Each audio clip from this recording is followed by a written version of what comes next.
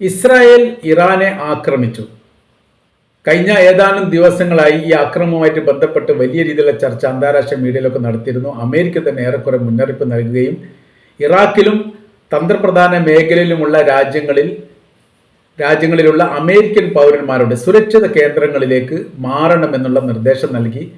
Consulate അടക്കമുള്ള എംബസിയുടെ ഉദ്യോഗസ്ഥന്മാരോട് ഈ ഭാഗം വിട്ടു പോകണമെന്നും കോൺസുലേറ്റ് അടിച്ചുപൂട്ടി തൽക്കാലത്തേക്ക് അടക്കണമെന്നുള്ള നിർദ്ദേശം നൽകിയതോടനുബന്ധിച്ച് ലോകം വിലയിരുത്തുന്ന കാര്യമാണ് ഏറെക്കുറെ ഒരു യുദ്ധമുണ്ടാകാനുള്ള സാധ്യത ഉണ്ട് എന്നുള്ളത്. ഇന്ന് രാത്രി 3:30 മണിക്കാണ് ശക്തമായിരിക്കുന്ന ആക്രമണം ഇസ്രായേലിൽ നിന്ന് ഇറാന് നേരെ ഉണ്ടാകുന്നത്.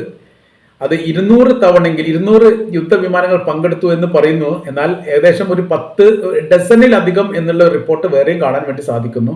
4-5 ബിൽഡിങ്ങുകൾ തകർന്നു. അതിലെ സൈനിക ഒരു കമാൻഡർ കൊല്ലപ്പെട്ടതായിരിക്കുന്ന വിവരങ്ങൾ പുറത്തു വന്നു. ഒരു ശാസ്ത്രജ്ഞൻ മരിച്ചിരിക്കുന്ന വിവരങ്ങളൊക്കെ പുറത്തു വന്നു. അപ്പോൾ ഇതോടനുബന്ധിച്ച് യുദ്ധത്തിൻ്റെ ആരംഭം കുറിക്കപ്പെട്ടതായിട്ട് മീഡിയകൾ റിപ്പോർട്ട് ചെയ്തു. സയനിസത്തിന് ശക്തമായിരിക്കുന്ന തിരിച്ചടി നൽകുകയും യുദ്ധം ആരംഭിച്ച തങ്ങൾക്ക് നേരെയാണ് ആക്രമണം നടത്തിയത് എന്നതിനാൽ തിരിച്ചടി അനിവാര്യമാണെന്നും അത് ഏത് നിമിഷവും പ്രതീക്ഷിക്കാം എന്ന തരത്തിലുള്ള പ്രതികരണമാണ് ഈ വിഷയവുമായിട്ട് ബന്ധപ്പെട്ട് ഇറാന്റെ ആത്മീയ നേതാവ് ആയത്തുള്ള അലി ഖമനേയി നടത്തിയത്. നിങ്ങൾ തീർച്ചയായിട്ടും ആഗ്രഹിക്കുന്നത് ഞങ്ങൾ നൽകും എന്ന തരത്തിലുള്ള റിപ്പോർട്ട്